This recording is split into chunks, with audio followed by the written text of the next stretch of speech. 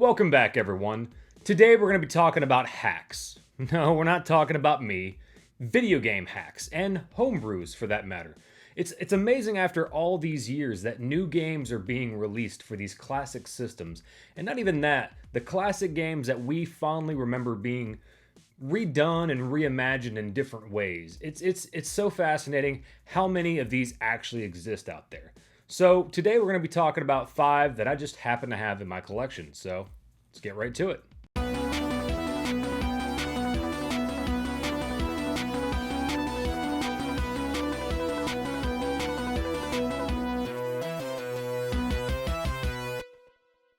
So first up, we have a homebrew for the Atari 2600. Now, fun fact, I didn't have an Atari 2600 growing up, but I do remember a lot of the classic games like, Pitfall, Space Invaders, all that kind of stuff. Believe it or not, this is probably my favorite game on the Atari 2600, and that is Wall Jump Ninja. Now, if you've never played this game before, you basically play as a ninja who jumps off walls. God, I suck at game reviews. But yeah, that's pretty much it. You jump off walls and try to survive as long as you can. This game kind of reminds me of like an old Flash game you would have played back in like the late 90s or early 2000s. And let me tell you, once you start playing though, you get hooked. It's so much fun, very simple concept, but it's a blast. And if you ever come across this game, I definitely recommend checking it out. Next up, we have a homebrew for the Sega Genesis and or Mega Drive. And that is Poppy Commando. Yeah. So this game kind of reminds me of, well, Commando. However, you basically play as a grandfather whose goal is to, well, kill everyone. I will say this game is rather challenging because, well, there's no continues. It is a pretty fun game, and if you enjoyed Commando on the NES or in the arcade, definitely check this one out. So next up, we have a hack of one of my favorite games of all time, Super Mario World. Now, I don't actually have a physical copy of this game, but I do have it on the SD to SNES, and it's called Quickie World 2. So about a year or two ago, I got really interested in Kaizo Mario hacks. Now, if you're not familiar with Kaizo Mario, it's basically rather difficult hacks of classic Mario games. And I will say, if you're interested in getting into these games, I think this is a great starting point. I did play this game from beginning to end. It was challenging, it pissed me off at times, but it was beatable. It's not too over the top. But I had a lot of fun with it. The soundtrack is awesome, and I still like going back and playing this game, so if you're interested in these games, I would start with this one. Next up, we have a homebrew / hack for the Sega Genesis, and that is Metal Sonic Hyperdrive, or as it says on the cartridge, Metal Sonic Overdrive. Whatever.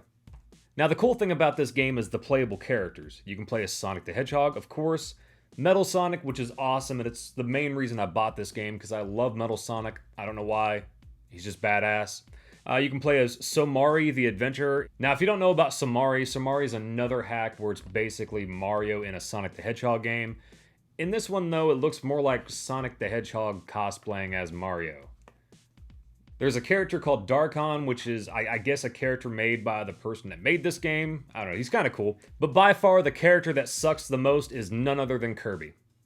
Get it? Because, he sucks up his enemies and... Who writes this shit? But to be honest, Kirby is probably my favorite character to play in this game. If you like classic Mario, I definitely recommend checking this one out. Crap, it's Sonic, not Mario. Oh well, I can fix it. If you like classic Sonic, I definitely recommend checking this one out. Perfect. Now, what do you get when you combine one of my favorite games as a kid with one of my wife's favorite TV shows as a kid?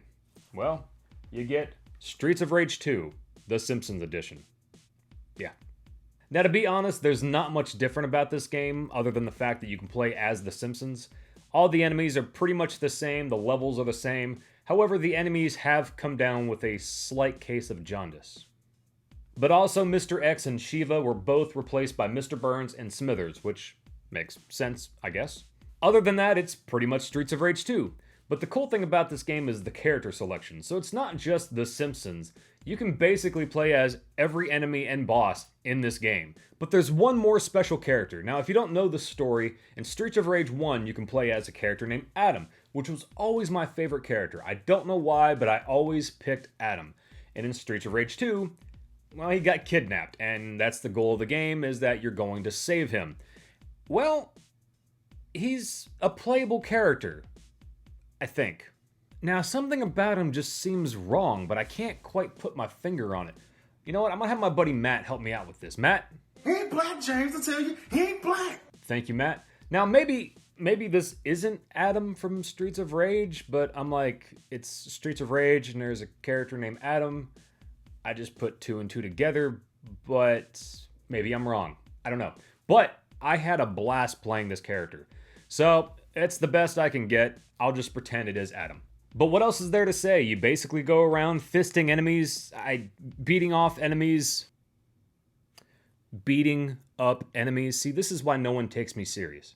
Well, anyway, guys, those are 5 hacks / homebrews that I just happen to have in my collection. I do recommend checking them out if you can. Obviously, having physical copies of these games are much more of a joy for me. But of course, you can play it emulated if you want. Anyway, guys, thank you so much for watching. You know what to do. Like, comment, subscribe, all that fun stuff. And I will see you guys again real soon.